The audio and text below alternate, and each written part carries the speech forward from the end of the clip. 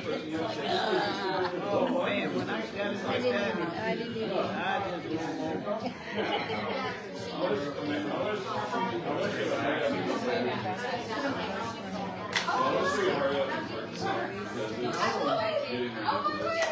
Well, you think this is obnoxious right here? I don't think so. Okay.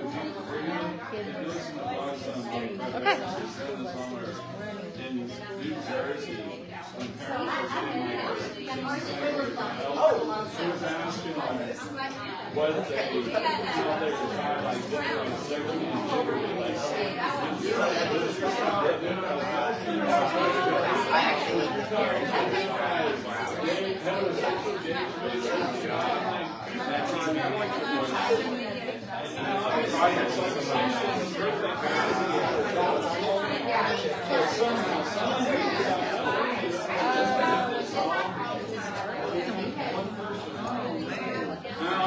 they said obviously they trusted the challenge. I didn't know if that's what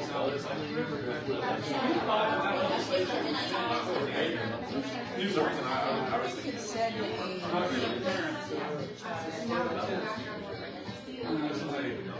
This stuff is ridiculous.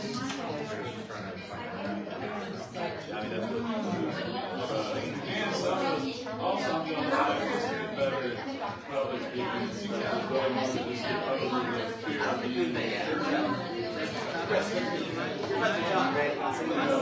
Yeah, that's okay. I think we might as well.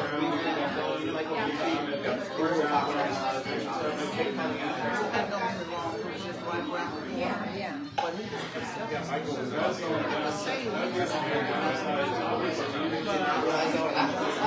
a great guy. But the only problem with that is What's the actual house members down there every year trying to pass legislation to show their jobs.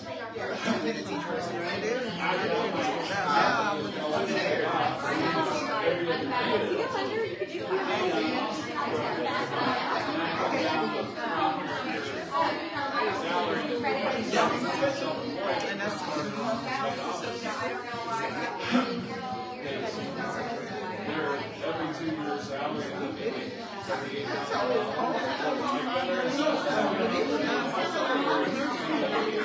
and I could wow.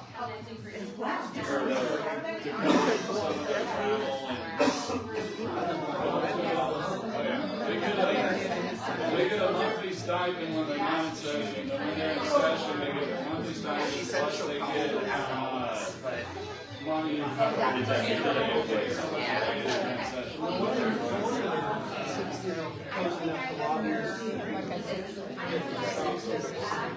well, now on the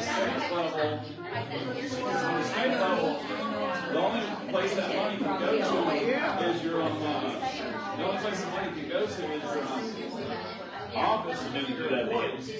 And it used to be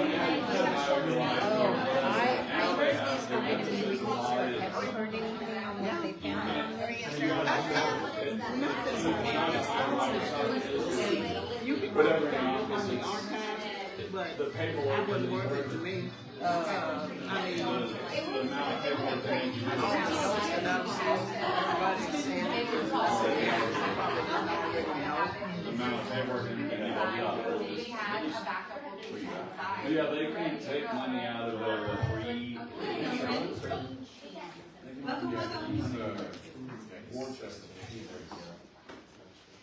We know what happened to Jim Brown? He was talking out there.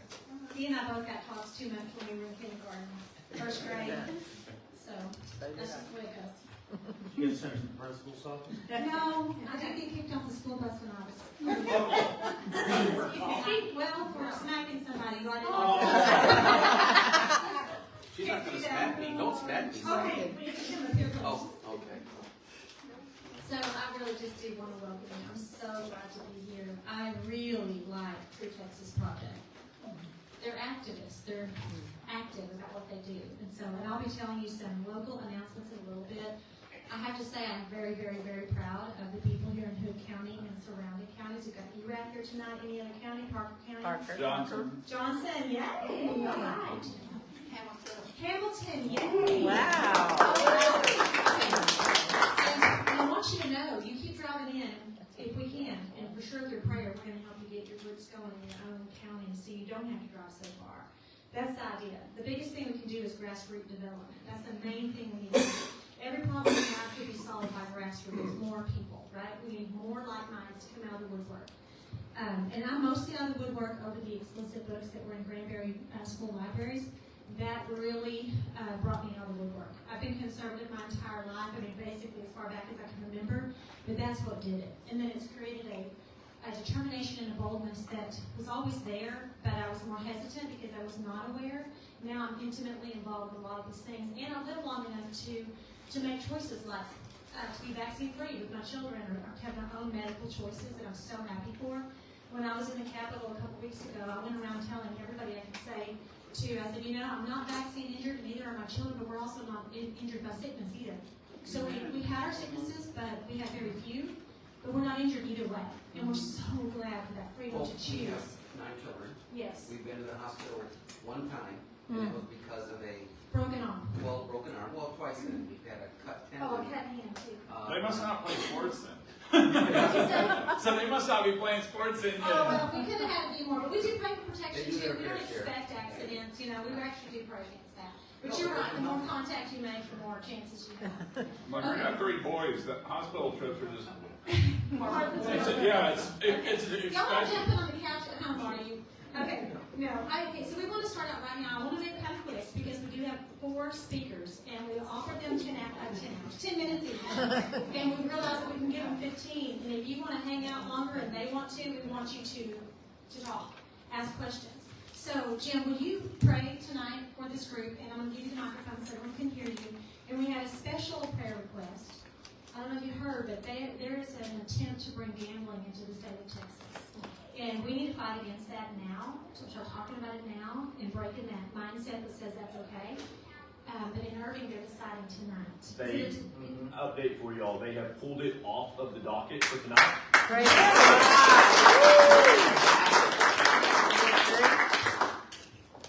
Okay. So you can. That's good. Thank you, Brady. We don't Keep it. We'll pray Prayers that We should still pray. Yes. Yeah. that it stays off. Okay, let's pray. So, Lord, we just come before you humbly, and we just thank you, Lord, that you're with us. And Lord, we just ask that everything that we say, everything that we do brings glory to your kingdom. We thank you for instant wisdom. We thank you, Father God, that we will be wise in what to say, when to say. And we just thank you that you'll put us in the right place at the right time to talk to the right people. We thank you, Father God, that you'll give us wisdom, that when we talk with our reps down in Austin, when we talk with local officials in our communities, in our counties, in our cities, that we will say things that will, even biblically, that will prick their heart, that will get right to the core. So, Father, we just thank you for strength. We thank you, Father God, that you're with us. We thank you that you love us. We accept your love. And, Father, we just ask that we would, that, again, everything that we say, everything that we do brings glory to your kingdom.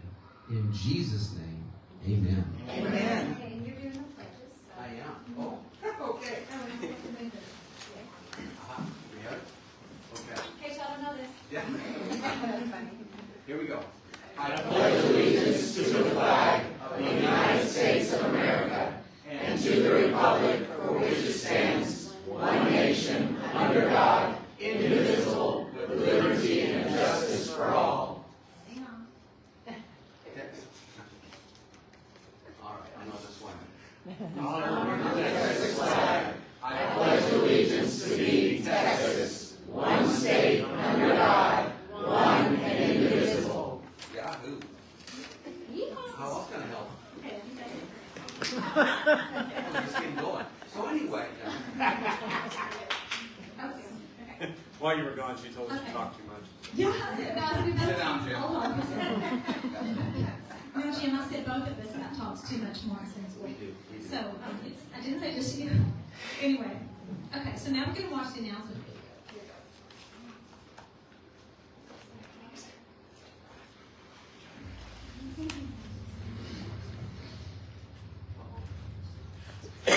Hello, True Texans. Welcome to the March meeting for True Texas Project. We're so glad you came. If you're here for the very first time, would you please raise your hand? We want everyone to give you a warm greeting and thank you for joining the True Texas Army. I love when we have new faces. Why? Because politics is a numbers game. We need to be bigger and louder and more active than anyone else. And that's how we get results. I say it all the time, nobody in Austin doesn't know who True Texas Project is. I know that's a double negative, but you get the point. If you call your state rep and you say, this is John Doe and I'm with True Texas Project, they're going to take you more seriously because they know that you have thousands of Texans by your side. Isn't that great? Those numbers are significant, Julie. Hopefully everyone knows we have an 80% win rate for our candidate recommendations. Woo-hoo. That's incredible. It's incredible. And since it's election season again, make sure you go to our website to get recommendations before you vote for your local city council and school board races. Those elections happen in most cities on May 3rd. That's right, Susan, but the only reason we can brag about that 80% win rate is because our people work hard to campaign. Those elections don't win themselves. You know, the local entities are the ones who affect our dreaded property taxes the most. Your county colleges and hospitals, public schools, city councils, they all love to spend your money. So you have to do more than just vote. You need to help good people campaign. And no matter who wins, you must hold them accountable all year long. Julie's right. At True Texas Project, we do work really hard. That's why it's so important that we also play hard. Remember our annual gala, Texas Tough, happens on April 11th in the Stockyards at Fort Worth.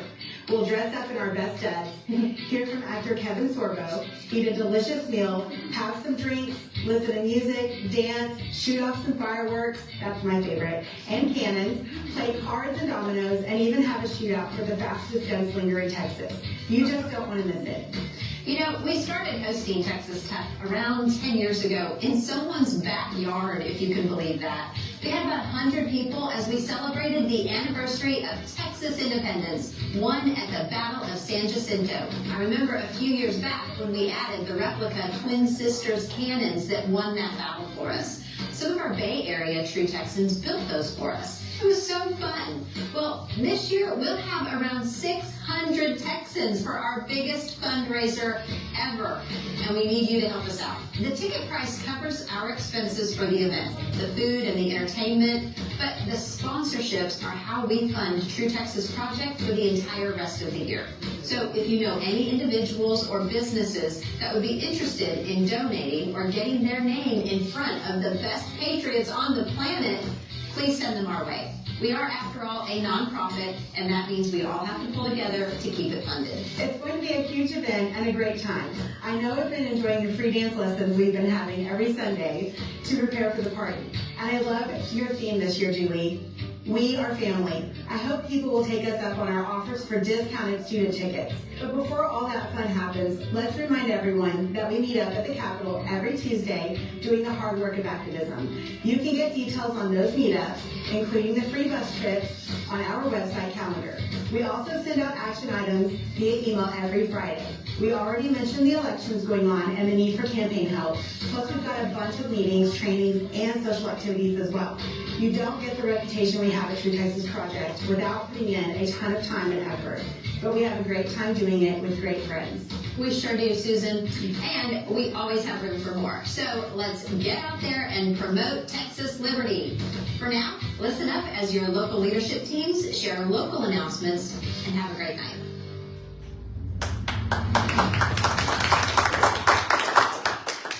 Okay, for those of you that are from other counties, I just want you to know the power of that voter guide that True Texas puts out. If you can help us identify who the conservative candidates are that are in your area, then we can help you put together a voter guide for your area.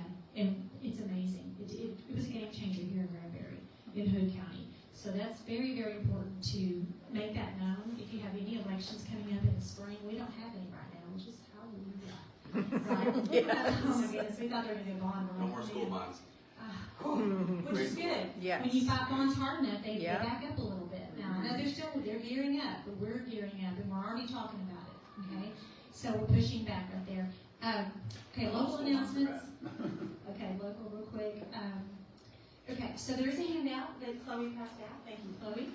And that's from True Texas Project. Also, we do need donations. Our group here needs donations to keep ourselves floating, and we also could use a new location. We're packing this one out pretty good, but we also want to go for a less expensive one if we can. So I just want you to keep that in mind if you know of anything.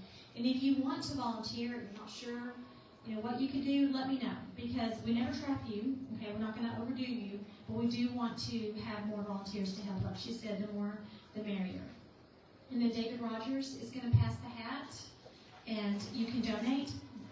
All these meetings, there's no membership fee. Jim and I went online and we used the little scan, and we donate every month a small amount, but we do donate every single month. So if you want to do that, you can support the Texas Project. Also, if you want to go to Austin, my family is going every Tuesday through the end of the session. Yeah, thank you. And True Texas actually has support to help with the gasoline. So if we have to take 2 cars, we can actually turn in a gas receipt to help with that expense. There's still parking expense and other things that go along the way, but it's a big deal to get to go down there. And we go door to door, and sometimes we get every door. I say we, the group we're with. So if you want to go and get acclimated, please do it. This coming Tuesday is going to be the day for children. In particular, it's Children's Day. So I want to tell you that, and I think that's basically it. Okay. I'm going to give this to David. I have these are from when I was at the Capitol for Texas Gun Rights. Here are some of they're back there. They're bumper stickers and little stickers right here, and they're looking for you to join and get on their email list and everything. So I just want to tell you those are back there for you for free to give to whoever you want to give it to. And in Hood County, the local things, I guess lately, has been the school board had their Team of 8 training, TASB. So if you're not on board with that and don't know, we want to say no to TASB. TASB's been around for 75 years, okay? And they are unopposed pretty much. Carroll ISD stepped away from them, and so I went to the school board with David Rogers this week, and we asked them to break away from TASB. And I don't think they're going to do that anytime soon, but it is a start of the conversation. And for us to know what that is, Texas Association of School Boards. Our next meeting here, you'll see it, I think, listed, but it's going to be Andrew Yeager, and he was a former trustee in Carroll ISD. And that group really rocks. They made a lot of really good decisions. I know one really bad decision they made that I won't talk about. He's not our problem anymore. He's not our problem anymore. Boy, was he a problem. And I think they can keep him in line for that matter. And then at Commissioner's Court this week, they're fighting with the YMCA because 10 years ago, the community did a bond to build the YMCA. They were supposed to pay $1 a year. They don't even pay their $1. Now they didn't pay their insurance. They're not maintaining the facility.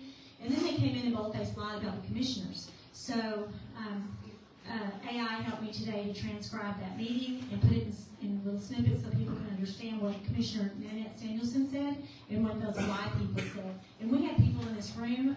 Carolyn Reeves is one of them. I know another one right there that's done a lot of background work. I don't know if I should say your name or not. Y'all know him, Nate. Anyway, but Carolyn spoke. It's Nate Criswell. I'll say his name. Oh, there you go. Hey, y'all clap for me. Nate Criswell's in the house. And he can't always come on Thursday night, so this is a real rare privilege to have him here, but he's in the background, and he's always helpful and has good insight and wisdom. Anyway, Carolyn spoke as well, and several other community members spoke up. And no one wants to get rid of the Y. We want a community center, but we want one managed properly. For safety and also not to take advantage of taxpayer dollars, which is what they're doing. Okay, and then I told you about the Capitol, so I think we're done there. And then I'm going to tell you really quickly who our speakers are. And we're still going down every Tuesday. Yes. Yeah. And you're invited. So let me know if you want to go. So we have mid-session priorities tonight. So we have Chris McNutt with Texas Gun Rights. He'll be our first speaker. And then we have Rebecca Hardy with Texans for Vaccine Choice. Oh, and then my Joe Aglialoro. Did I get it right? Yep. Okay, he is with Texas Right to Life, right?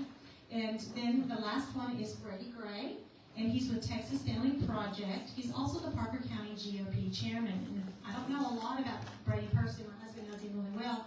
But from what I understand, Brady travels down to Austin quite a bit, speaks, and stands up. He's a stand-up man, strong Christian man, and has spoken out against the explicit books that are in our schools. So thank you so much. So with all that said, I'm going to turn this over to, I'm going to clear this off, and Chris, you want to take it? He's going to go for about 15 minutes, Each speaker will speak, and maybe they'll let you ask questions, but if not, those of you who want to hang around, these people will stay and visit with you and get your questions in. So let's give it up for Chris McNutt of Gun Owners of America, is that right? Yep, Texas Gun Rights. Texas Gun Rights. There's two groups. Am I right? There's two groups? Yeah, they're another group. Okay, so I apologize. No worries. Victoria? Texas Gun Rights, okay? And this is Chris McNutt. Woohoo! Turn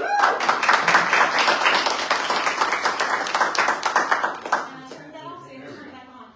And they all brought literature, so we want to make sure you take it, okay? Good evening, everybody. How are y'all tonight? Yeah, well, my name is Chris McNutt, and I'm the president of Texas Gun Rights, and we are the largest gun rights organization based in the state of Texas. We're bigger than the NRA affiliate as of this past year. Wow. And we've been leading the charge for gun rights in Texas for a little over 10 years now. Last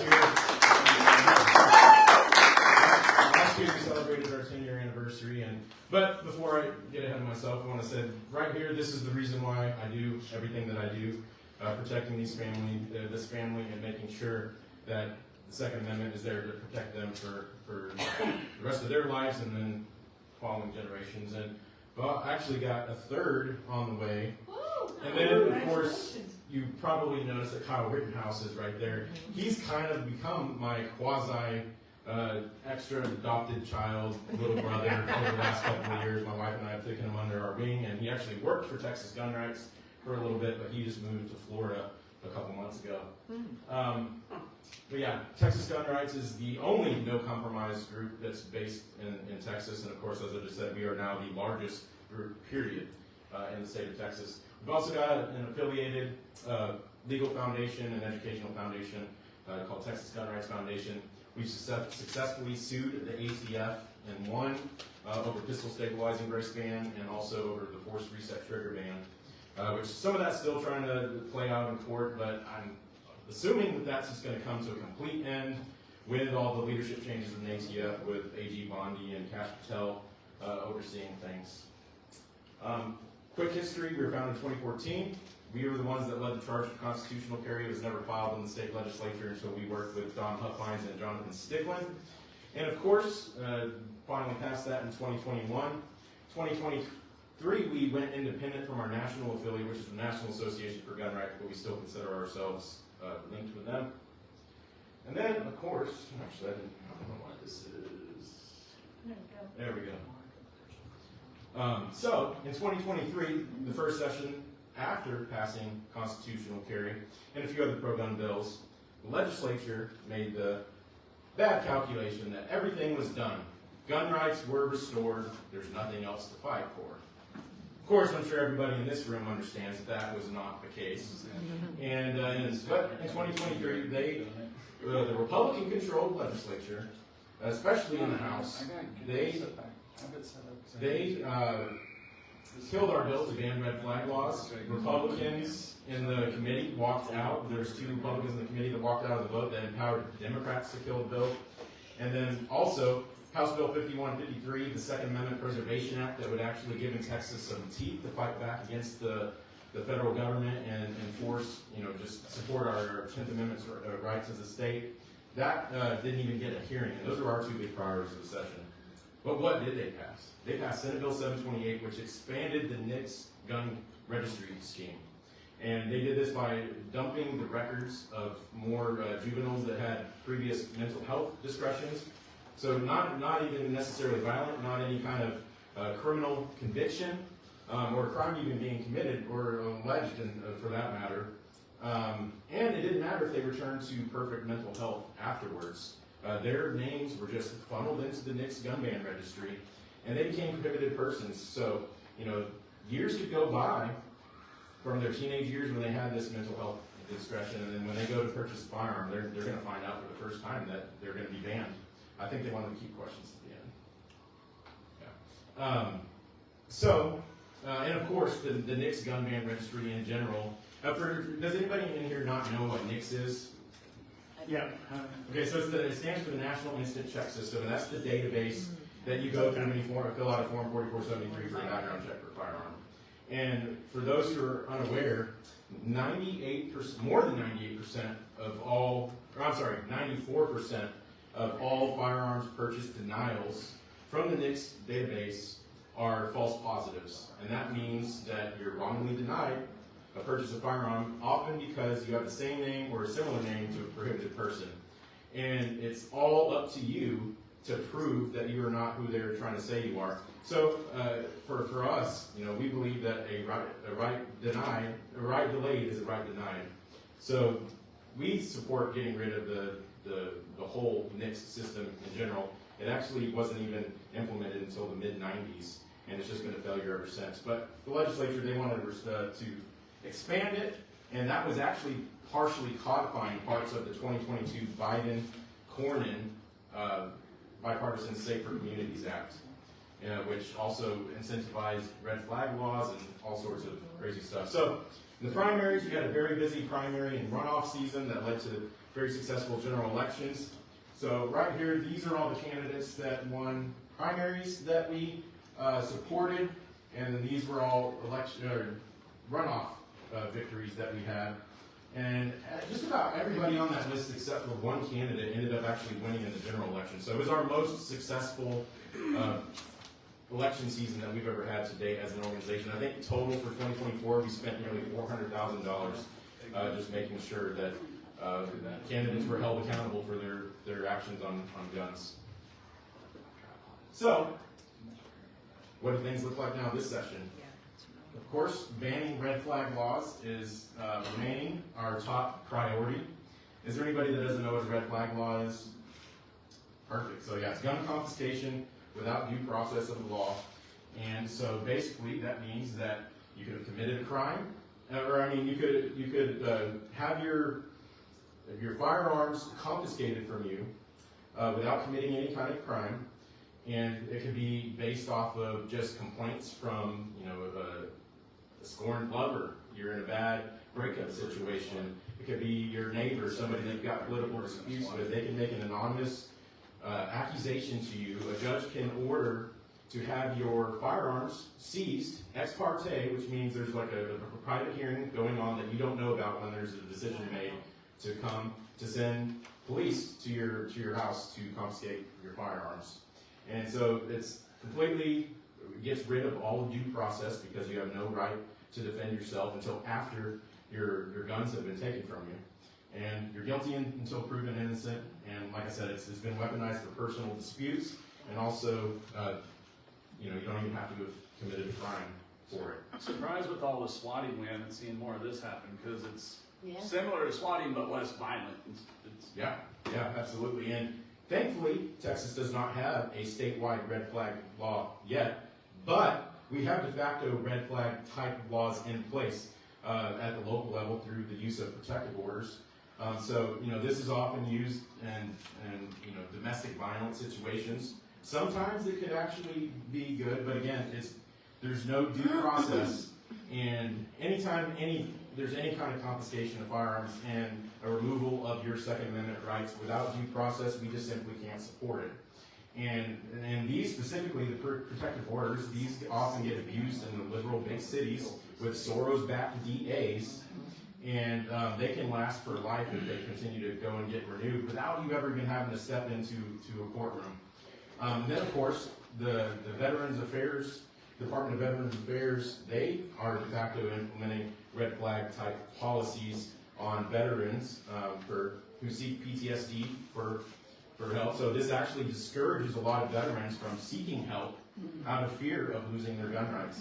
And we've also seen many veterans also lose their rights because they've had help with financial assistance and things like that. So the VA deems them incompetent because they can't handle their financial affairs, and they de facto red flag law. Now, in these instances, they don't actually go and show up to your house to confiscate your firearms, but they do put your name in the NICS gun ban registry, which effectively bans you from purchasing any firearms or making any legal transfers or anything like that. So, Senate Bill 1362 and House Bill 162 by Senator Hughes and Representative Briscoe Kane have been filed this session to fix that. And so not only would it get rid of all gun confiscation without due process, but it would also shield us from any future federal red flag gun confiscation laws that might happen in future administrations, if God forbid another, Clinton acolyte ends up back in the White House. We passed a law for that to stop from where Texas doesn't have to follow any laws that infringe on the Second Amendment. There's a lot of loopholes in that. Okay. Yeah. And then of course we would actually reject the Biden gun control money that Foreign and Health passed in 2022. So this bill would reject that funding. And the good news is Senate Bill 1362. We had our hearing last week down in Austin. On Monday of this week, it was voted out of committee 10-0. Awesome.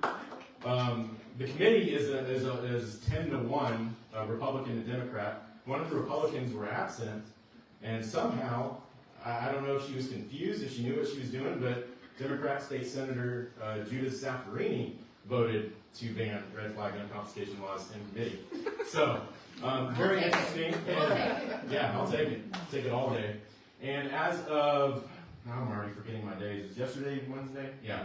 So yesterday, while I was down in Austin testifying on another bill, we found out that the bill to ban red flag was placed on the intent calendar for the Senate.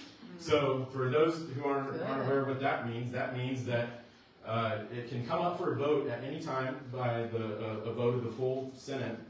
And not only that, just by virtue of being on the intent calendar, that means that either Dan Patrick believes that the votes are already there, or he believes that he will get them soon. And this is huge because gun rights legislation has never moved this easily in past sessions, even in the Senate, without much more financial resources going to the pipe.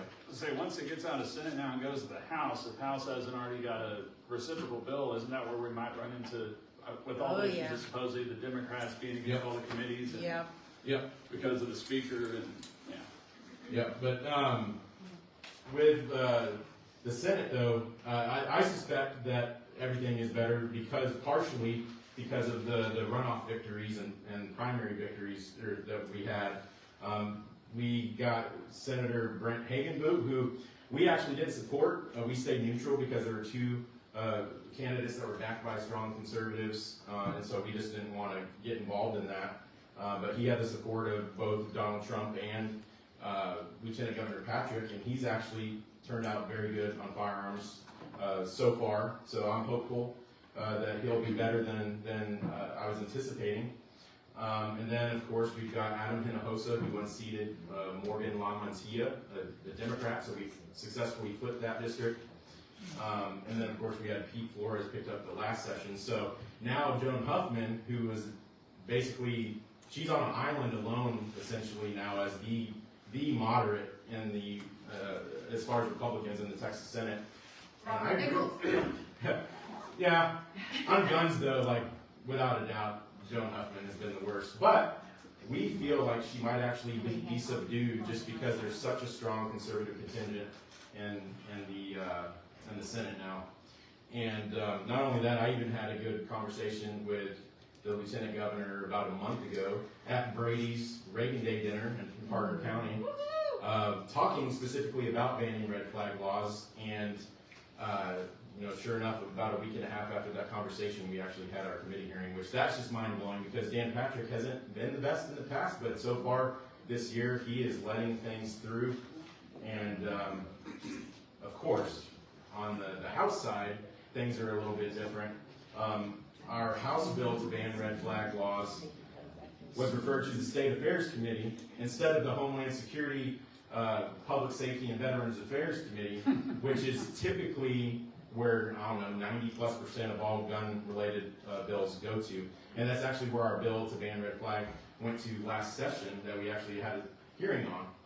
And so we found that interesting. We suspect that it could be punishment for Briscoe King, who has broken ranks from leadership and has been pushing for solid pro-gun and conservative priorities in general. But I have extended an olive branch to Speaker Burrows and told him that, if he could re-refer that bill, or if he could take the Hughes bill and put it in the proper committee, that we believe that would be a huge win for gun owners.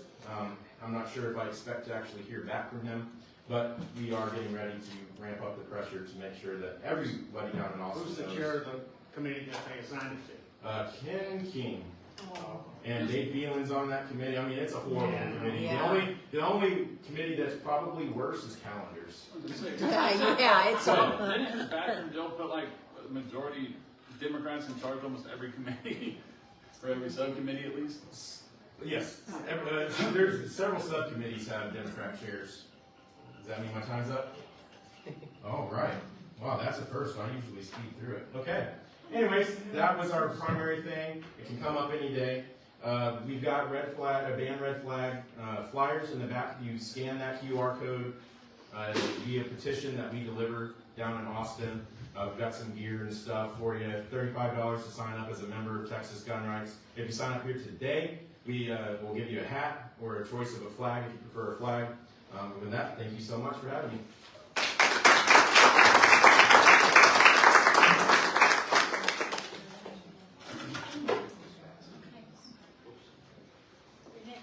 Okay.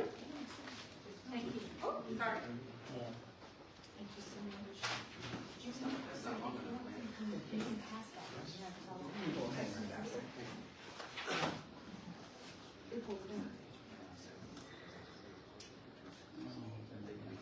All right, fancy. Okay. Am I still on? Awesome, awesome. Hello, I'm Rebecca Hardy. I am one of the founders and currently serve as president of Texans for Vaccine Choice. And I just am so thank you very much. I just want to thank TGP for having these kind of mid-session snapshots. They are invaluable to keep the grassroots just updated on what's going on with these like kind of more single issue groups. So thank you. Just a brief just overview. TFEC was founded in 2015. We just celebrated our 10th birthday, and we formed because of a bill that was filed in the Texas legislature that would have removed the exemptions that Texas school children have enjoyed for decades. And since our beginnings, TFEC has defeated every single bill that has been proposed that would be anti-liberty, that would have infringed on your rights to informed consent. We have a 100% kill rate for bad bills, and we have also played an instrumental role in getting some very good legislation to full passage.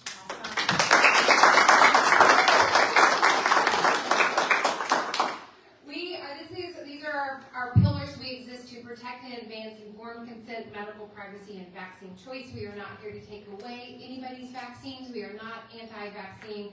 We simply believe that your vaccination status should be irrelevant to your participation in society, and that should not be a controversial position. So like I said, this year we are celebrating our 10th year of legislative advocacy, political engagement, and community outreach. And I just want to paint this picture before we launch into our priorities, because our first 8 years, we were really on the defense. I mean, in those beginning sessions, we were having a lot of whispered conversations in those Capitol hallways. We had very few legislators that would publicly align with us. And so we were just mainly on the defense, killing bad bills and maybe hoping for a strengthening amendment on a bill here or there. In 2023, we kind of saw a significant shift. In these post-COVID legislatures, we've finally been able to address some of these issues head on. Like I said, in 2023, we passed 5 standalone bills to full passage that will protect every Texan from vaccine discrimination and government overreach. And despite what we would call I don't know, maybe this is too gracious, a bumpy start to the 89th legislative session, we remain optimistic that we can continue to defend Texans' rights to informed consent and vaccine choice. So if y'all went to the state convention last summer, if you read the outcome of that convention, you saw that some really great vaccine choice language got added to the priority 8. And that was passed, the top 8 made it to the RPT priorities. And Brady Gray sat on that priorities committee and helped craft that one. The issue that we're facing now is that priority 8, is under the banner of end federal overreach. Well, at the time, we were still having quite a few of federal mandates with some vaccine issues. What we have right now, though, is we don't have any federal mandates in the vaccine department, and so that priority 8 in the realm of TFEC is fairly insufficient for all of the issues that we're trying to solve here at the state level. So, that said, I guess the picture I'm trying to paint is that we can't rely on that priority 8. And we also can't rely on the federal government. And I imagine, this is my 3rd or 4th of these that I've done, and everybody wants to talk about RFK. So I'll just talk about that right now. And I will tell you, there's no bigger fighter than our children than Robert F. Kennedy Jr., right? I mean, he's done events with us. He had great personal sacrifice and great cost to his reputation. He has stood with moms for decades. And I'm so thankful. I mean, this is a very historic moment for, the medical liberty movement. But you do not change a behemoth of a federal agency around on a dime. I mean, we're already seeing that. I mean, we cannot expect, things to change overnight.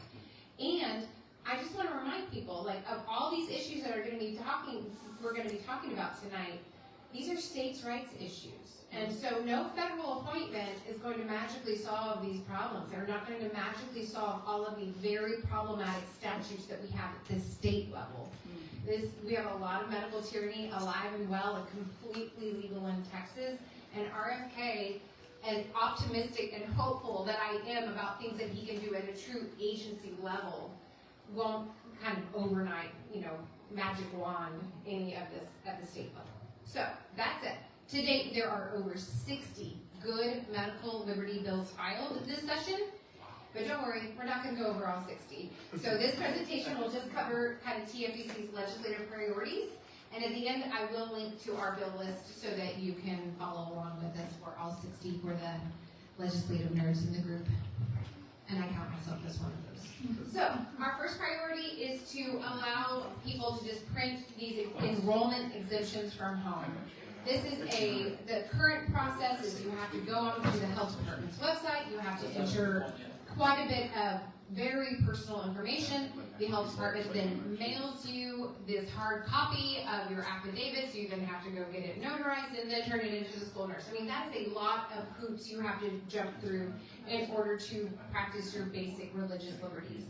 At the minimum, parents should be able to just print this form at home, right? We did an open records request a little while ago to ask how much money it's costing to mail these forms. And well over $500,000 a year of your taxpayer dollars is spent to just mail people forms to say no to optional medical procedures. And we think this is a fiscally minded bill as well as a religious liberty bill. The good news is that we have 3 bills filed that would allow this. We have been filing this bill. We've been pushing for this bill for several sessions. We're very excited that perhaps this might be our session to get this bill over the finish line. The next priority, did you want me to go back? Yes. Okay, I can go back.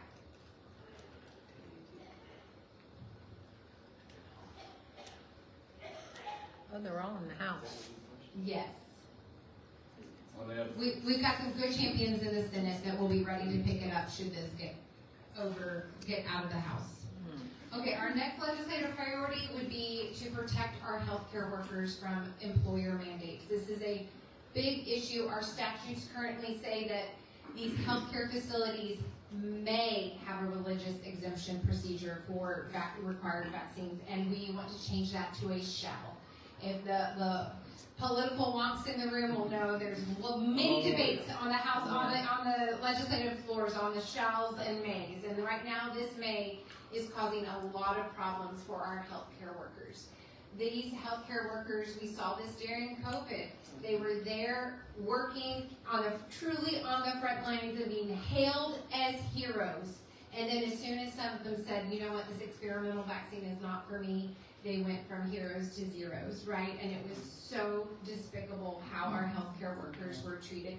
And they should be afforded the right to informed consent just like everyone else, correct? Unfortunately, in legislative and legal terms, may and shall don't seem like that big of a difference, but they really are in fact. Significant. One is permissible, one is a requirement. Shall. The great news is we have two great legislative champions that have filed bills that would fix this problem for our healthcare workers.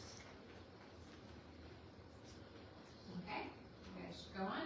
All right, this is the other humongous issue we have in Texas is just this continued discrimination based on vaccination status. And the great news is that we have some great bills filed that would just make, like I said, we are pushing Texas towards my goal for Texas is to reach a point where your vaccination status is irrelevant to your participation in society, and that includes your ability to access medical care.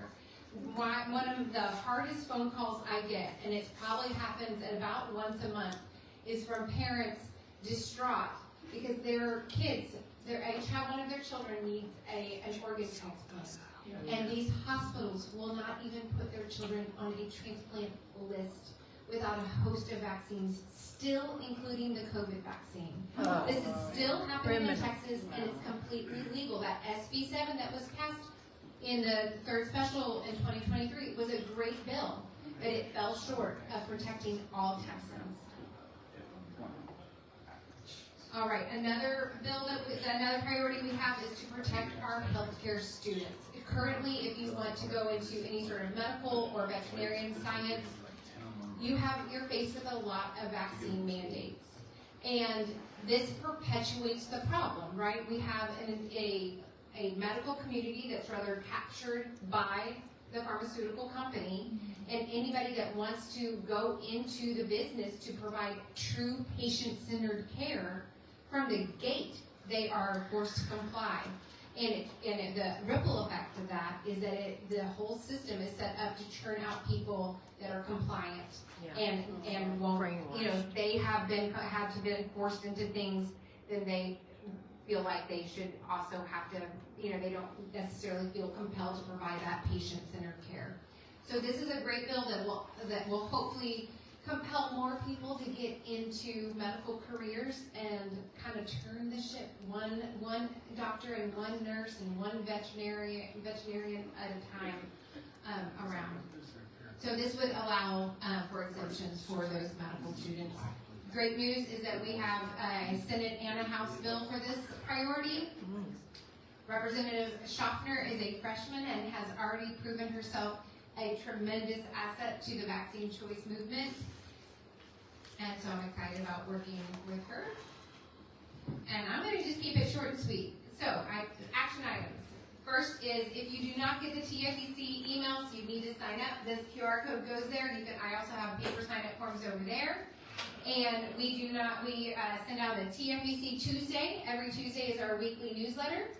And but during session, we do send out action alerts as needed. So the one email a week bets are off during session because we want you to take action when these bills are moving.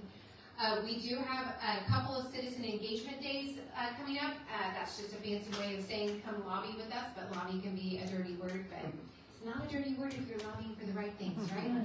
So Citizen Engagement Day, we promise to, if you've never engaged at the Capitol, we will walk you through it, hold your hands, and really try to lift the veil of what effective advocacy looks like. And then, of course, we are a nonprofit, where we would not say no to your money. And then I promised you a full bill list as well, and so that's there on the screen as well. And all of these links can be found on our newly built website at TexansForVaccineChoice.com, and we just rebuilt it from the ground up, and it's a true, just beautiful central hub of everything you need to get informed and get involved in the medical liberty movement in Texas. I do have a table full of stuff. Everything over there is free. I would love to meet you afterwards, so don't be shy. And we have a lot of really great materials over there. So I have 2 minutes for questions if anybody wants to ask me anything. Yes, ma'am. Mike Alcott is on the medical, you're giving him all this, Yes, so I don't have to? The great thing is about the Public Health Committee. You know, we have a new chairman of that committee this session. The previous chairwoman lost her election, so we're kind of starting from scratch with Chairman Gary Van Dever in Public Health. But the overall makeup of that committee is far more favorable, for sure. Last session, Tony Tinderholt was pretty much the lone voice on that committee. This year we have Mike Alcott, Katrina Pearson, Joanne Schaffner, James Frank. There's somebody I'm missing. I can't remember. Maybe that's it. Anyway, we have a much more favorable consistency of that committee, and Mike Alcott has also even authored a couple of our bills. So he's been a long time supporter of Texans for Vaccine Choice, even when he was just an activist, I guess.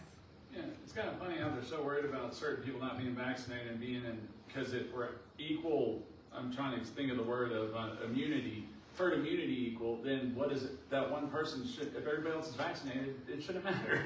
Well, and let's think about this. Vaccines are pretty much the only medical product that, science likes to say, mine won't work unless you get yours. And that herd immunity fallacy really needs to die, because that's like me saying, I took my allergy medicine this morning so you don't have the sniffles, right? I mean, no other medicine works that way, that I have to take mine so that yours works. Like, that's not a very scientific. Well, even if you say there's enough people who have taken it, you equal the herd immunity, the people who don't take it, so what? You've already got enough, everybody else is vaccinated.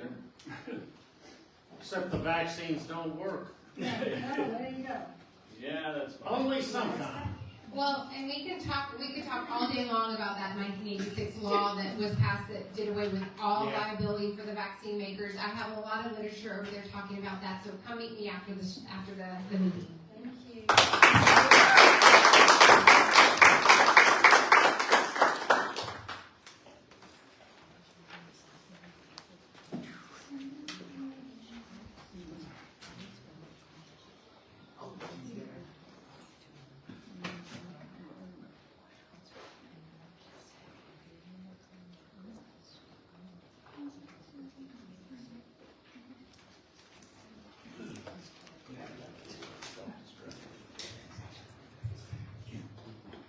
All right, well, we got that queued up. My name is Joe Aglialoro, and I'm the North Texas Development Representative for Texas Right to Life.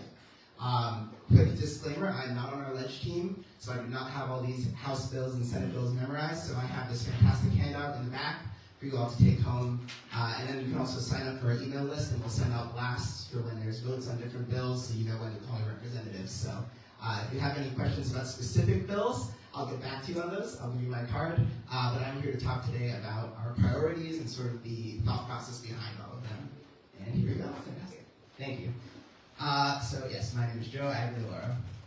So what is Texas Right to Life? We are a nonprofit Christian pro-life organization. We're the oldest and largest statewide pro-life organization here in Texas. We were founded in 1973 as a direct reaction to Roe versus Wade, and we made it to 50 years, and Roe versus Wade didn't. So, I'll never get over that. Roe versus Wade was overturned just a few months after I was hired by Texas Right to Life. So I entered the pro-life world in a whole new world. And so there's been so much potential since then, and we're here to talk about some of that potential and what our next steps look like.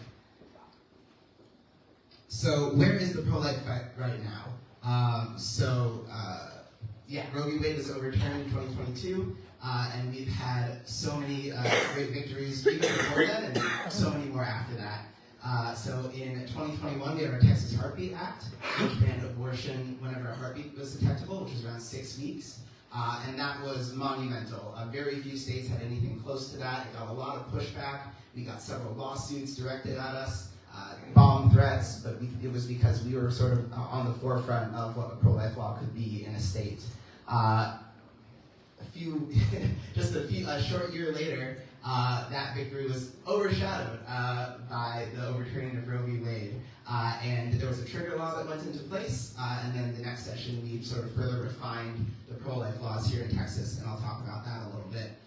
So as of now, there are fewer than a dozen abortions a month here in Texas. Those are surgical abortions because it is illegal in any case other than to save the mother's life. And we'll go into that more specifics on that a little bit, but it went from thousands a month to less than a dozen a month, and that is just incredible. And we've seen an increase in birth rates here in Texas. Pregnancy resource centers have seen a doubling or a tripling of their clientele. So we know these laws are working, we know there are lives being saved by them, but there's still more lives to be saved, and that's sort of why I'm here. So the battle to stop abortion is not over. Back during COVID, the abortion pill, it's a two-pronged pill, mifepristone and mifepristol, became the most popular method of abortion here in the state of Texas and across America. There are still around 19,000 abortions taking place a year in Texas, and those are through the abortion pill.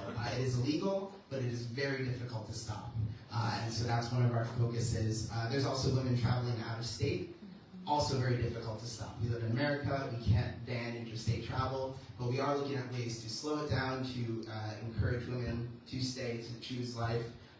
One thing going on right now is that there are cities, San Antonio and Austin are the big two, trying to fund out-of-state abortions with taxpayer dollars. We are engaged in the San Antonio fight right now, and their city council originally had designated $500,000 for a reproductive justice fund. We threatened a lawsuit because a lot of the things in that fund would have been illegal. They lowered it to $100,000, and just a couple weeks ago, they voted no on that because they were still scared of a lawsuit, as they should be. So, big victory there. But we still have Texas cities trying to fund abortion, trying to send women out of state. And so that's something we're really keeping an eye on, pushing back on, and keeping them scared because we're trying to save lives here. Then tell them to just move to California or somewhere that likes it. That's the There whole you point of go. states' rights. You know, so my family's in California right now, but I'm not one of those Californians, I promise. But you know, cities are blue. It's just a factor of demographics. Not much we can do about that fact of life, but what we can do is band together and push back against the cities. And pray for those Republicans in the cities because they're putting up a good fight. So what is the sort of theory behind our legislative priorities? What bills do we focus on? We take a three-pronged approach. The first is, does this bill directly save lives? We have limited resources. We have limited time. The legislature only meets every 2 years. And so we want to make sure we are backing the most effective and feasible bills we can. In the past, there have been bills for pro-life license plates. I heard rumblings of a bill for a pro-life statue to be built in the Capitol. We love these. These are great, but we don't put our resources towards those. We vote for them. We vote in favor, but we want to focus on bills that will directly save lives, that have a measurable effect. And so that's our first focus. Secondly, will they lead to final legal and judicial victories? We want bills that will stay in place. We do not want bills that are written sloppily. We do not want bills that will just get overturned several months later. And if we do have a bill that we know will be challenged, we do it on purpose so that we can win that legal victory and set precedent. Before Roe v. Wade was overturned, there were a lot of bills that we were writing and that other states were writing that were directly drafted in order to get up to the Supreme Court so that we could try to take a shot at Roe v. Wade. And it eventually worked. But now our focus is more statewide, and we really want bills that will stay on the books. And then finally, does it move the cultural conversation forward? It was said earlier that politics is a numbers game. We will not completely ban abortion. We will not completely make America pro-life until we have a significant majority on our side. And unfortunately right now, it's 40-40 and then the 20 in the middle, right? As with a lot of issues. So we want bills that will prove that Texas can be a pro-life state, that will show, especially women who are considering abortion, but anybody who's pro-abortion or on the fence, mostly on the fence, that abortion is not necessary, that it is evil, and that we can do so many better things, that we can choose life. So we want bills that encourage that conversation and lead to conversion of hearts as well. Yeah, we just, as Christians, conservatives, we just got to start being more loud like the far left loonies over there. Yeah, loud in a more charitable way, I hope. Well, yeah, but I'm just saying that's why they take all the oxygen because of. Yes. Well, I mean, I believe in sort of quiet, God is the small, still voice, right? Quiet conversion, individual conversations, right, with those, our friends and family. All right, so now that you know the method behind our bills, what are our 3 priorities for this session? First is stopping abortion in funding in cities. So I already brought this one up, got a little ahead of myself, but about 15,000 women left the state in 2023 for abortions, and cities are trying to encourage this. We're trying to put a stop to it. Once again, difficult legal issue as far as stopping interstate travel, but we can definitely stop taxpayer dollars from going towards this, and we are doing so. Secondly is building a pro-life Texas. Now that we've all but banned abortion in the most extreme cases, we can truly start building a pro-life Texas, putting our money where our mouth is, and helping women. So firstly on that is refortifying the Thriving Texas Families Program. It was originally called the Alternatives to Abortion Program, and that was, I believe, $100 million. Don't quote me on the exact figure, but it was a good chunk of money towards pregnancy resource centers, which I'm sure some of you have been to some or volunteered at some, and there are so many in the state of Texas. I believe it was 4-to-1 abortion clinics versus pregnancy resource centers, and that was years ago before we started shutting down a lot of these abortion clinics. But there are so many resources for women, and we want to help support them, especially with the new demand with abortion having been banned in Texas. And so recently, the Alternatives to Abortion Fund was renamed Thriving Texas Families. The money was increased, but the language was diluted, and they added some additional programs to it, and we really want to rein that in and make sure the focus is on helping women, helping pregnancy resource centers, because that is the mission of that fund. We also want to improve resources for families who receive a life-threatening fetal diagnosis. It's very difficult to receive one of these, but there are resources out there, and we want to help families still choose life. If you have an 80-90% chance that your child will die shortly after being born, you're gonna be scared, you're gonna be worried, and you will be heavily encouraged to have an abortion. In this case, you'll be sent out of state, or you'll be subtly nudged in the direction of illegal pills. But it is a very tough situation, but we want to provide women with loving options, with the resources they need. And then finally, we want to educate doctors and nurses about the state's pro-life laws. This is a big one. Our law is currently written to where abortion is illegal in all cases except to save a mother's life or lead extreme bodily injury to a major bodily function. It's a little funky of language, but the reason it's written that way is to give doctors freedom to choose when they think the situation is life-threatening. You may have heard horror stories about women dying either in Texas or out of Texas because of pro-life laws. Every single time I look this up online, it's always medical malpractice. It's never the laws themselves. If I'm smart enough to read the law and understand it, doctors who should be far more knowledgeable than me should be able to understand this. And so I encourage you to look these up yourself, and anybody with a modicum of intelligence will read these stories and say, oh, the doctor said it was a cold, but it was sepsis? That sounds like medical malpractice. This actually happened. Yeah. And so we want to educate doctors that the law is there to help them, not hurt them. We do want to save lives, and that includes mothers' lives if they're in a crisis, a life or death situation.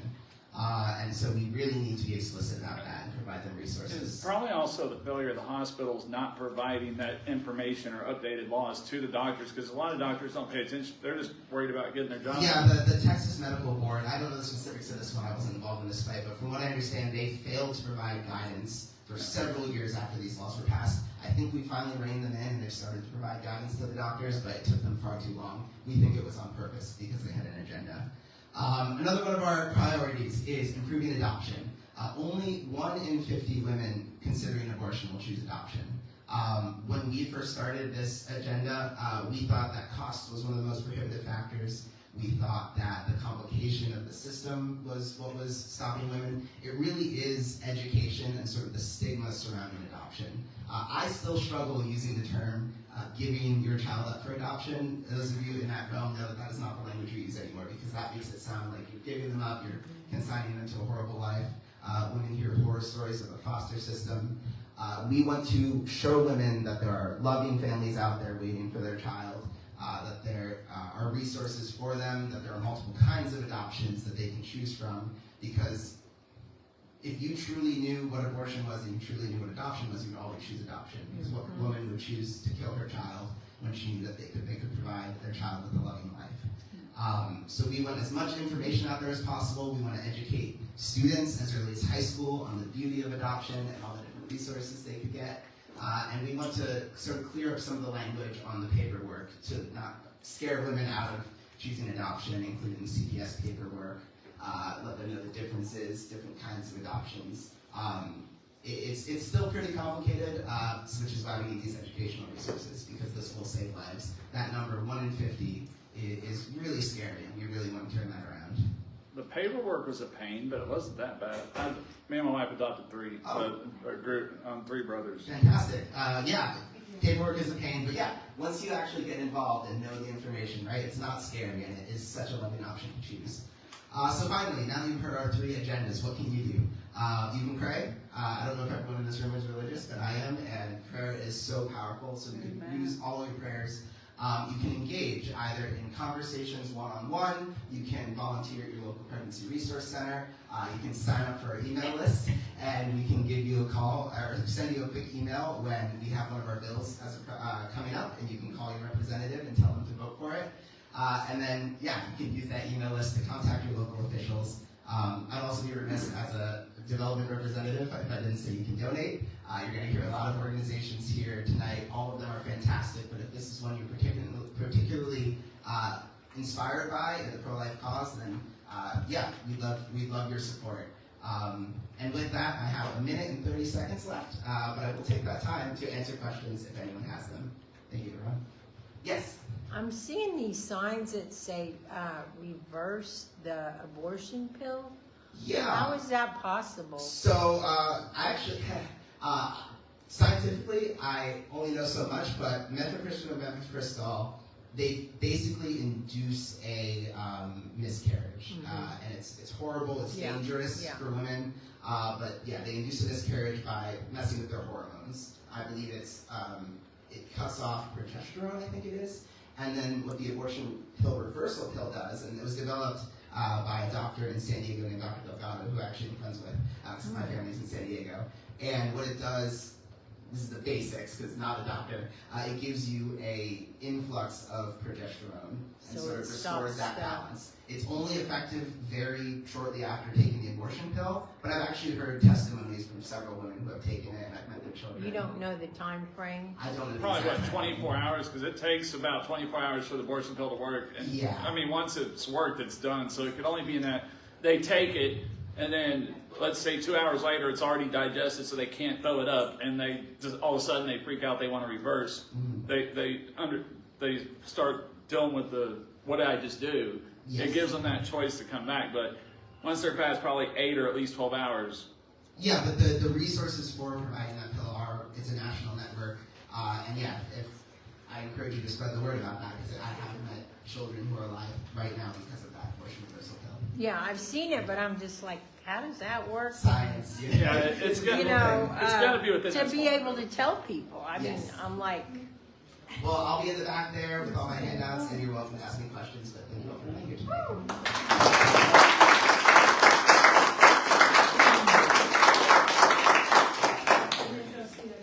Yeah, scientifically on the cycles and the time frame, it's got to be like a 24-hour period. But that's still... For legal reasons, I won't give you an exact time. I was going to say, I know it's in the small range. It's like a rattlesnake bite. You better get in there pretty quick. But before, if you didn't have it, if you took it, you were screwed. If you waited too long to throw it up, then it was done.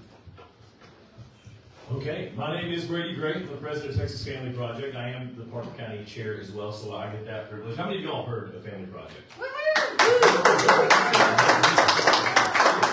Fantastic. Well, Family Project was started just a few years ago. We're a fairly new organization. And we launched in response to a lot of the horrible things that we're seeing in society. The attacks we're seeing on family, the attacks we're seeing on children. If you've seen the drag performances in the presence of children, this was one of the things that first put us in the news, was going undercover and filming these events and broadcasting these things out. And it was some pretty horrible things. But because of that, in response to that, we had a really good legislative session in the 88 session. We had 5 bills that passed. HB 900, which would ban the pornographic books in our school libraries. House Bill 1181, which puts age restrictions and makes pornographic websites verify age before you can access those websites.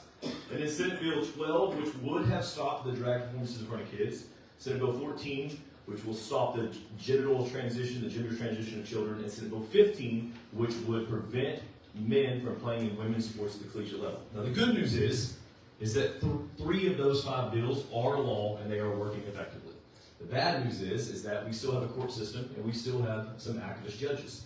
And so bills like HB 900 has had most of the enforcement stripped out of that. And so there's things that we still have to work for on that. And then Senate Bill 12, which would have banned those drag shows, was actually knocked down by a federal judge who said that this violated the First Amendment rights of drag performers to be able to perform in front of children. And before you get too worried about these activist judges, you should know that there was not an Obama-appointed judge. It was not some crazy liberal. It was actually a judge who was appointed to the bench by President Ronald Reagan.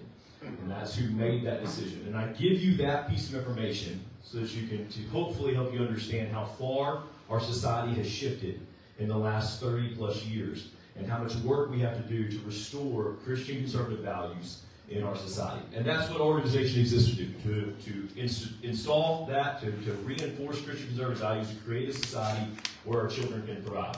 So we're pretty excited about this legislative session. We've got a handful of bills. I'm going to move as quickly as I can because we have a lot. I think right now our team is tracking somewhere near, I think we're up to about 275 bills. That does include a number of bills that we're opposing, some pretty bad stuff, but the majority of those are actually good bills, around a little north of 250 of those. And so we're not on every one of those, but we're going to kind of hit the highlights here.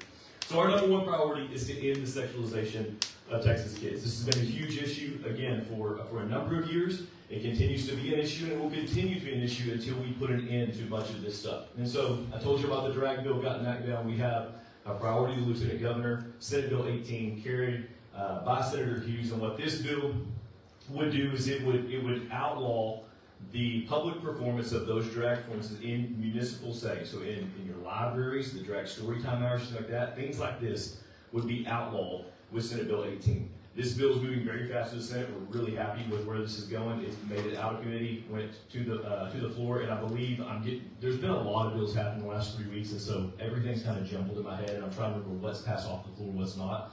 But Senate Bill 18, if it hasn't already passed off the floor, it is on intent. Senate Bill 20, this bill has passed the full floor of the Senate and has been sent over to the House. What Senate Bill 20 would do is it would create a new criminal offense for possession or promotion of obscene visual material that appears to depict a child under 18 engaged in sexual conduct. Now you may be thinking, how is that not already illegal? Yeah. Right? That's got already illegal. Well, it is if you have an actual photograph of a child doing something. But unfortunately, our society, I say unfortunately, fortunately and unfortunately, kind of double-edged situation here that we're moving so fast technologically, and if you mess with AI at all, then you know the power of AI. And if you create images that are indistinguishable from real life, and this was a loophole that was being used by people to create these images that were technically not covered in the law. Senate Bill 20, Senator Flores cleans that up and fixes that. That bill has passed off the floor. A bill that we're really excited about is Senate Bill 412. This actually fits into the number 2 priority for the Republican Party of Texas, and of course our number 1 priority. And what this does is strengthens protections for children by closing loopholes in current law that allow for harmful or obscene material to be shown to minors under certain legal defenses. Okay, that's a lot of language to say there are affirmative defenses in the penal code, and what those are is they allow for, if this obscene material is illegal, the law will say, well, it is an affirmative defensive in these certain instances. To give you kind of an easy example of that, if you were a district attorney prosecuting someone for child pornography, and you seize their computer and you have that, so that you can prosecute them. The district attorney cannot be prosecuted for possessing the child pornography, right? That is an affirmative defense if he has to have it for that reason. Unfortunately, as that law is written, this is section 43 of the penal code, it also gives affirmative defense for things like education and artistic expression. These are loopholes that are used to allow the pornographic books to be in our libraries. They'll claim they're educational. We've seen this time and time again. We've tried to get some really horrible books taken out of schools, and we've had superintendents and school boards and attorneys stand up and say, no, this is educational. These are cautionary tales, is a common thing that we hear. And so what Senate Bill 412 does is it removes the affirmative defenses out of Section 43 of the Penal Code. The truth about 43.24 and 2.3 and 2.5, which all have these exemptions, the truth about these sections of the Penal Code is when they were put in there as a solution looking for a problem. And now they have become the problem that we're dealing with. And so we want to see those repealed. And this bill, again, is moving really quickly through. A couple quick notes on that is we do have some companion legislation. House Bill 267 is the companion piece of legislation on that by Representative Jared Patterson. And a few of these will have similar or identical language in other chambers. Continuing on with the ending the sexual relation to kids, we have 3 bills in the House that we're pretty excited about. House Bill 183 by Representative Patterson is a cleanup for the HB 900. So like I said, HB 900 would have banned pornographic books. So, excuse me. In our school libraries, that bill unfortunately had the enforcement stripped out of it. What 183 would do is 183 would actually fix a lot of our issues that we had with the grievance process now. So right now, if you don't know, and some of you have dealt a lot with school boards, you don't know this. If there's a book in your library, whether it's a pornographic book or something that's obscene like that, and you want that taken out of your library, thank you, Rebecca. You're welcome. Hero. If you want to get that book removed out of your library, the current process to do that is you file a grievance with the principal of the school. It's a level 1 grievance. If they don't fix that problem, you go to a level 2 grievance. That goes to the superintendent, level 3 to the school board. If it's still not resolved, you go all the way up to TEA and Mike Morale to a level 4 grievance. What House Bill 183 would do is it would streamline that process, and it would take all your grievances, a one-step process, straight to the State Board of Education. You get a problem, yes, this is there's a few problems with the current system, aside from the fact that we're seeing time and time again roadblocks and these things not being resolved at all. But the other problem is that if you are successful in getting one really bad book removed from, say, Granbury ISD, it only comes out of that one school district. And now you get to go repeat that process 1,200 more times across the state to get rid of the school districts. What this does is takes it to the State Board of Education, where once they make a determination, that determination is settled for the entire state. That book is removed off of every shelf of the state. House Bill 1549 by Representative Hickland. This bill would prohibit the sale of obscene devices in your stores like Target and Walmart. If you haven't already seen this, this is a fairly new thing within the last 12 to 16 months, that obscene devices, adult toys, if you will, are being put on the shelves in Walmarts and Targets and CVS and Walgreens, these type of stores. And they're right out in the open for you and your children and everyone else to see. House Bill 1549 would restrict those. There's also a companion piece of legislation that's been filed by Senator Paxton and joint authored by Adam Hinojosa, who was our brand new Republican senator who beat the most liberal Democrat in the Senate for his seat, and they have joint filed a bill in the Senate that would also the exact same language, and it would create a civil penalty up to $5,000 for stores that are violating that. House Bill 2258 by Representative Toad. This is a bill we're really excited about. This bill would stop the social transitioning of minors. So, of course, we Senate Bill 14 last session stopped the actual physical transition, the hormone blockers, the surgeries, but the vast majority of the process of transitioning a child happens long before you get to those surgeries. And that's the social transitioning. What this would do is create a civil penalty for anyone who is transitioning a child or attempting to transition a child. As we're seeing right now in Bel Air ISD, there is currently a principal and some teachers who have been calling a young girl by boy pronouns, by boy name against the parents' wishes, and they're refusing to stop. This would create a civil penalty for those situations. We'll move quick here through the last few. Ensure schools educate, not indoctrinate. We need our kids to be educated well. And we've got a number of bills to do this, but 3 that I want to highlight that I'm really excited about. Number 1 is Senate Bill 10. This bill passed last session. It died in the House by Senator Phil King. And what this bill would do is it require the 10 Commandments to be posted on the classroom wall in every single public school classroom in the state of Texas. It begins to bring us back into alignment with our founding, into alignment with the moral standards that both our country and our laws were built on. and be a reminder for our students every day in their classroom. That one's going to come up in so many Supreme Court. So we have a ton of precedent for it, which I'm happy to talk about. But yes, there's been a lot of stuff on it. Senate Bill 11 by Senator Middleton would protect students' religious freedom and their right to pray and have a time of biblical reading, religious reading in school. Both of these bills have actually passed out of committee and off the Senate floor. They're headed over to the House. And then Senate Bill 24 by Senator Campbell. This is a great bill that requires that every public school teach communism. And it requires they teach it with truth, including the atrocities, the failures, and everything that comes with communism. And talking about it's got in that bill requirements that they have firsthand testimony, testimony from people like Pastor Rafael Cruz, that are required to be in that curriculum to teach students about the truths of communism.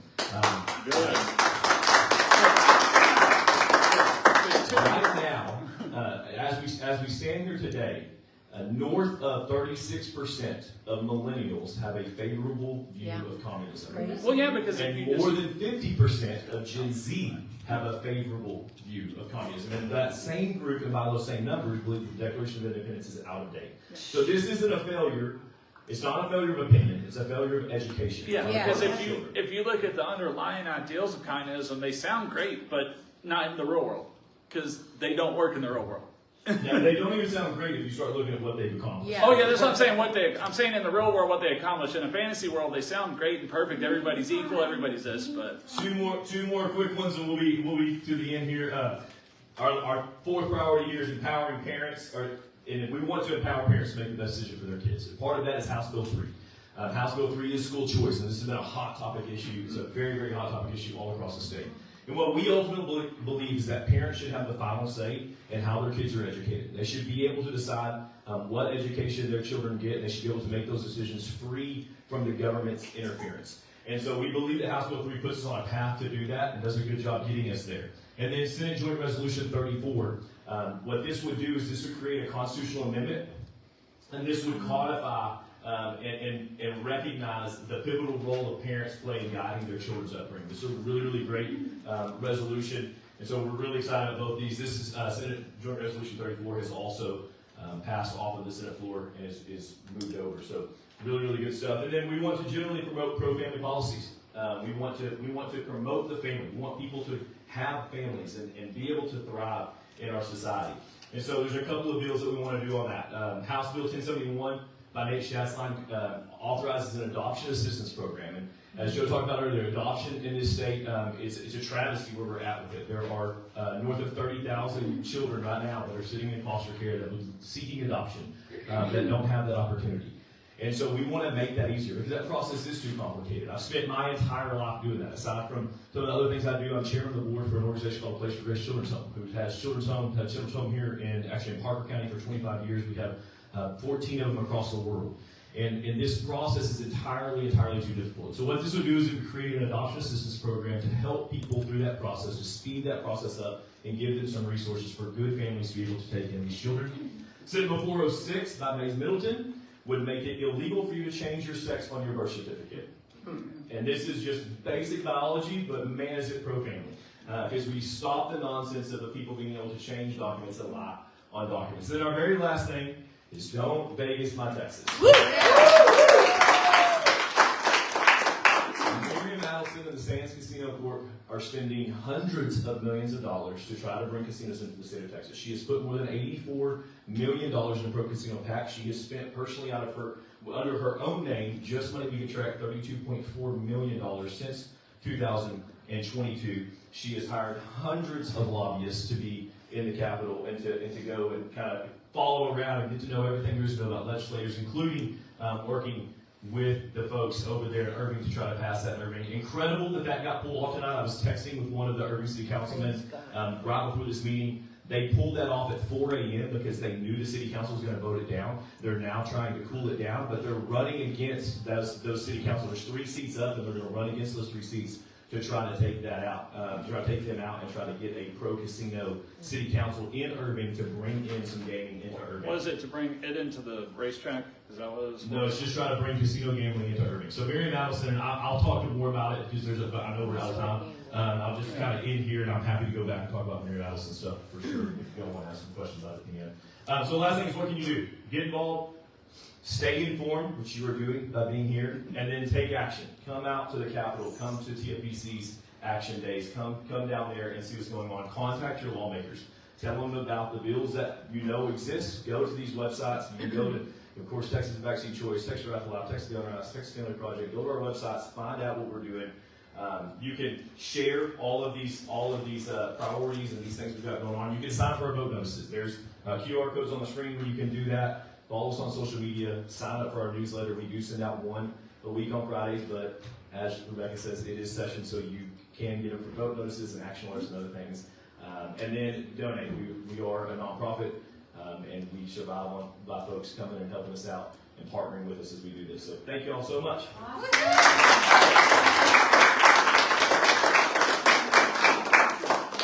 Okay, right quick, I'm going to go real fast. I'm going to stay close to the other speakers will come up. I'm going to pass around a sign-in. If you would do this for me, our sign-in person was not here tonight. And if you're new, what you write down is you're new. Number one, Jessica, could you show us your posters that you did when you took to, what was this, 2 years ago? The rally. 21. In 2021, these are the posters that her family made and carried to Austin and displayed. So let's see, show them real quick. Okay, what does it say? If all of your friends jumped off the bridge with you, do you want to show them? I just feel like I think they're so great. So you can get them in the camera. Oh, okay. Isn't that great if all your friends jumped off? She brought these to a TFBC rally. Every legislative session. If all your friends jumped off a bridge, would you? Y'all, what do you say? No. No! Okay. We did protect your family. Okay? Yeah. All right, we'll turn that one These are here. great ones. Medical mandates equals tyranny. We do not consent. I am pro-informed consent. I am pro-medical freedom. I am not anti-vax. The choice is yours. Stop killing tomorrow's scientists with today's science. Oh, that's excellent. And I also love her shirt. I don't know where did she get it. She has a, what's it, come and make me. And it's got a needle on it. Like, So instead of come and take it, it's right. And by the way, on this table up here, there's little pins that look like needles too. So Yeah, there's syringe pins, and we also have a come and make me sticker over there. okay. And so we definitely, and we want you to take these things tonight. So when you see that, okay, papers to share.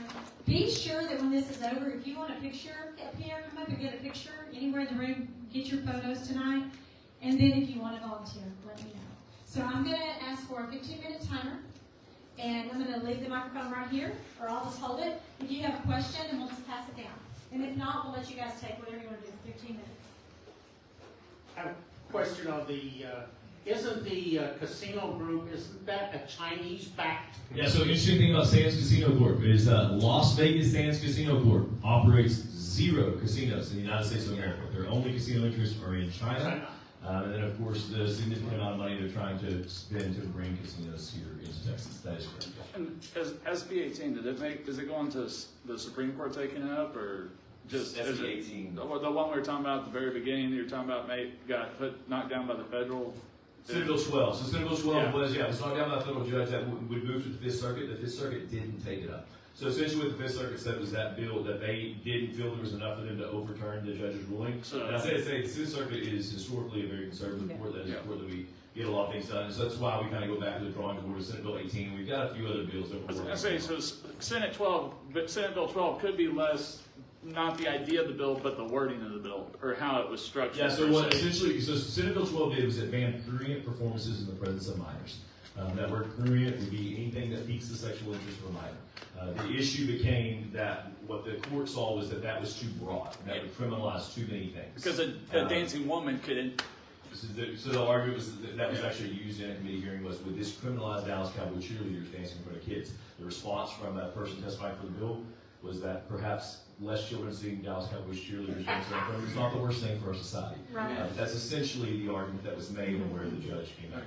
Yeah, so it wasn't, that's why you're saying it was a Reagan judge. It wasn't necessarily that he was against the idea. It was more of just how. Yeah, and I guess the point that I'm making with it being the judge is that sometimes we confuse the letter of the law with the spirit of the law. Yeah. And I think this is an example of that.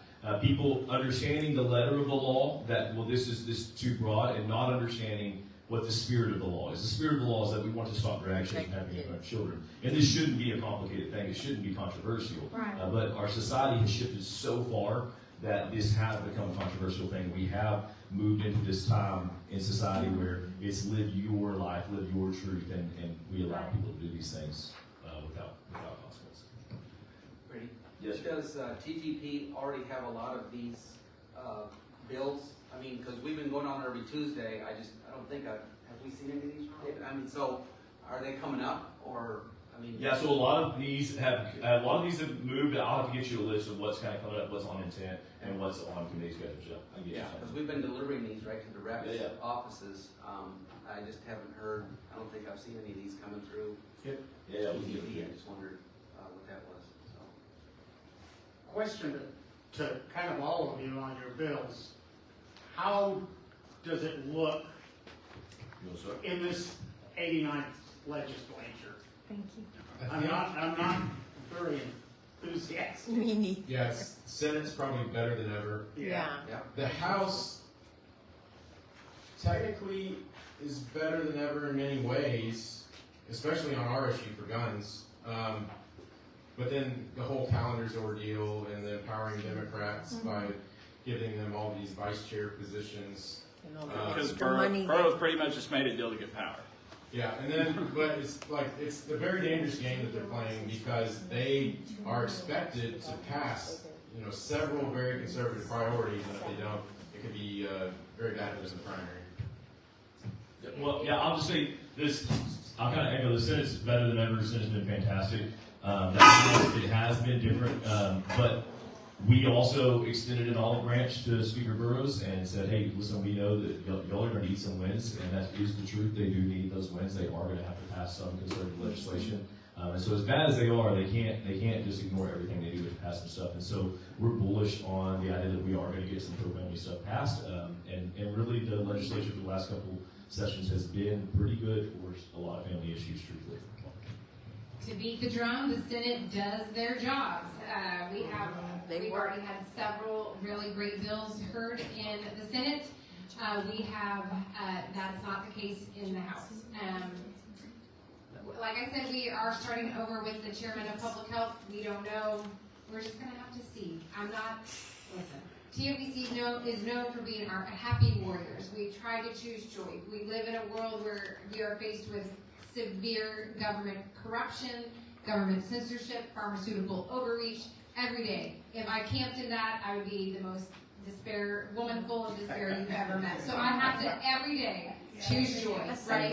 And so with that, I'm just going to stay optimistic until that last gavel falls. I'm going to just fight to get those bills over to finish. Burroughs has got a lot of heat on him. I pay more attention at the federal level right now recently because I'm going for my doctorate, and a lot of the legislation I'm having to write on and stuff is at the federal level, not at the state. But everything I've noticed when I'm paying attention is Burroughs is getting so much heat, it's unreal.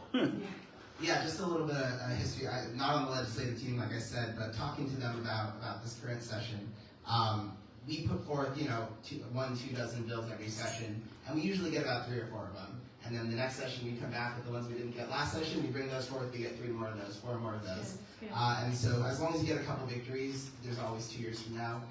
So we're pretty confident about several of our bills, and anything that doesn't go through, we'll be back in 2 years. Awesome. Yeah, and I'll wait. No, go ahead. We're done. So Rebecca, Oh, yes. I just wanted to speak to you. So like you all know, we've been going down there, and I like to hear some positive input, because I'm telling you, we go and sit in the room there. Anyway, and what's going on is not even embarrassing. They average about 40 minutes. They come in and they give all this time to Beyonce. We have given all kinds of praise to grandfathers, fathers, grandfathers in some county. Or the And firemen. literally the gavel drops. Yeah. And then they vote for a 5-day weekend, and 10 sessions, they've had, I think, 8 5-day weekends that we're paying for. And 40 minutes, you sit in there, and not, to this day, 10 weeks into it, I believe, nothing's happened. They've just barely got the committees, and they always say, well, the House is always a little bit behind, but the Senate's just rocking. I mean, they're quiet. You go into that House floor, and it is ridiculous. Everyone's talking over everybody, and no one's getting anything done. Burroughs is in the background, and it's embarrassing. But I want to at least give you the benefit. We've gone to some of these reps' offices, and oh my gosh, they are so lit up. There's probably 10, 15, 20 of them that are just awesome. All the new ones. The new freshman crop is a tremendous, I mean, it's like, in previous sessions, like in 2023, I think we had maybe 4 people that were willing to sign their name to, challenge the chair. Like, they came back with friends, and it's really encouraging to see them wanting to really change the culture. So my point is that we need encouragement, because from my perspective, I'm like, this is just, I mean, why? Well, from my perspective, this isn't anything new. I mean, well, it's just how the Congress, the House works, is they've got all the ceremonial stuff, and that's why you see the House will have like 2,500, 3,000 bills, Senate will have 200. Because not majority of them are all ceremonial, naming something or honoring somebody. well, and those aren't bills; those are just resolutions. Yeah, resolutions. And I will tell you, be doing that. you're right. The House has not voted on a single piece of legislation. They've passed conservative bills. I'm not even talking about the vaccine bills either. So it's a problem. It is, but then again, I will just like to say again, it's nothing new. Yeah. In the 10 years of TFEC's existence, we've only known Democrat elected speakers. We've only known Democrat chaired committees. So, we've been tremendously successful despite all of those challenges. So I have no reason to think that we can't still rise above. Is it dysfunctional? Yes. And I heard an analogy of, the house is where the tea is brewed, and it seeps in the Senate. So it's a much more calm situation over in the Senate, but it's a very, violent situation over here. You think about a brewing over in the House. It's even the same way in the U.S. House. I mean, you look, they've had over 2,500 what everybody thinks are bills. Majority of them are resolutions. There's maybe 20 bills in those 2,000 pieces of resolution. Senate looks like they're doing nothing because they've only got like 200-300 bills, but they're all bills and very little resolutions. Yeah, but the House has to get to work at some point. Oh yeah, I understand. I'll just say to be devil's advocate that every day that the legislature is in session, your liberty's at stake. So the fact that they're moving so slow, not doing anything, it's not necessarily bad. Yeah. Well, that's a good thing. My counterpoint, my devil's advocate to your devil's advocate is, we have people's lives on the line with these bills, and so it really is. I'm just gonna speak to the camera and say it's wicked when you are playing games with people's lives and innocent, unborn lives, and people with that can't take vaccines that will be harmed by these mandates, and children. I mean, this isn't just like a.